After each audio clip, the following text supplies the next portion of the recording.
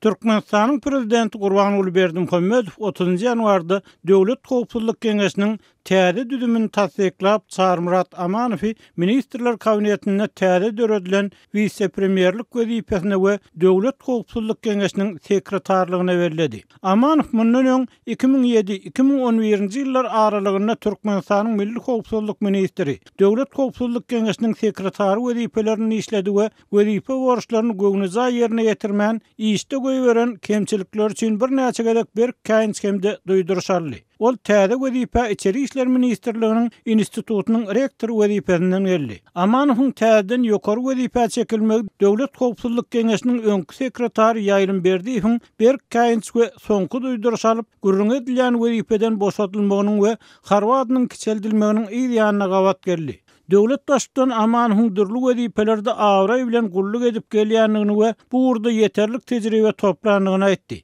Yerli tynçylar odarky biznesmen Çarkulowyň, İskender Mülükow, Amanurdy İşanow, Mejlis Nowotow ýaly öňkü resmiýetiň jenaýat işleri boýunça jemgyýetçilige az maglumat berilendigini, resmi maglumatlarda aýdylmaýan zatlaryň kän soraw döredýändigini aýdýarlar. Bu ýagdaý güýç guruluşlaryna korrupsiýanyň derejesi, kanun uly waýlyk toplany we täsiri güýçlenen adamlaryň döredýän gorky howatyrlary, netijede kadr çalışmalarynyň arasalaýyş işleriniň dowam ettiriljekdigi hakyndaky çaklamalaryň köpelmegine sebäp bolýar. Sarmurat Amanow döwlet baýdagynyň öňüne deýde çöküp göparlyk gatamyny edenden soň Berdimuhammedow anyklaşdyrmazdan täze ornwataryndan ýurdun haruw we hukuk goraýjy edaralarynyň saatlaşykly işlemek üçin degişli çäreleri görmegi talap etdi. Soňky ýyllarda ýurtdaky ykdysady kynçylyklaryň çuňlaşmagy we döwlet resmiýetleriniň arasynda giň ýaýranlyk aýdylýan korrupsiýa fakatlarynyň aza kände üstüniň açylmagy bilen Berdimuhammedow hiç kime halkyň puluny ogurlamagy,